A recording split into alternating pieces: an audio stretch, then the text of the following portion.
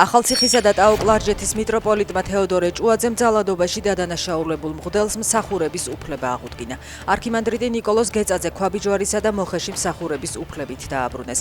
გეწაძეს მრევლის სექსუალურ შევიწროებაში ამხელდა. მღვდელმოქმედება საპატრიარქოს ნეობის კომისიამ მას 1 წლის წინ შეუჩერა. ირანმა ევროკავშირის ქვეყნების არმიები ტერორისტულ დაჯგუფებებად გამოაცხადა. როგორც ირანის პარლამენტის თავმჯდომარემ განაცხადა, ეს არის sapasukho nabiji ევროკავშირისთვის, რომელმაც წინა კვირას ისლამური რევოლუციის გუშაქთა კორპუსი ტერორისტული ორგანიზაციების სიაში შეიყვანა. ევროპელებმა საკუთარ თავს ესროლეს, როდესაც ბრმად დაემორჩილნენ ამერიკელებს, თქვა აიათოლას რეჟიმის წარმომადგენელმა.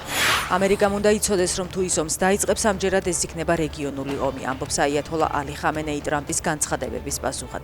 მისივე თქმით, ქვეყანაში ბოლოდროინდელი ამბოხი სახელმწიფო გადატრიალებას გავდა. დონალდ ტრამპი კი აცხადებს, რომ ირანი ვაშინგტონთან სერიოზულად საუბრობს და იმედი აქვს ბირთვულ იარაღზე უარს იტყვიან. რუსეთმა ფინეთის საზღვართან საბჭოთა გარნიზონის აღდგენა დაიწყო. ფინეთის საზოგადოებრივი მაუწყებელი თანამგზავრულ ფოტომასალაზე დაღდნობით წერს, რომ ტერიტორიას 15,000-მდე სამხედროსთვის ამზადებენ და დაწყებულია ახალი სამხედრო ყაზარმების მშენებლობაც. ანტალიაში სამგზავრო ავტობუსი ამობრუნდა, დაღუპულია 8 და დაშავებულია 26 ადამიანი. გუბერნატორის განცხადებით 6-ის მდგომარეობა მძიმეა.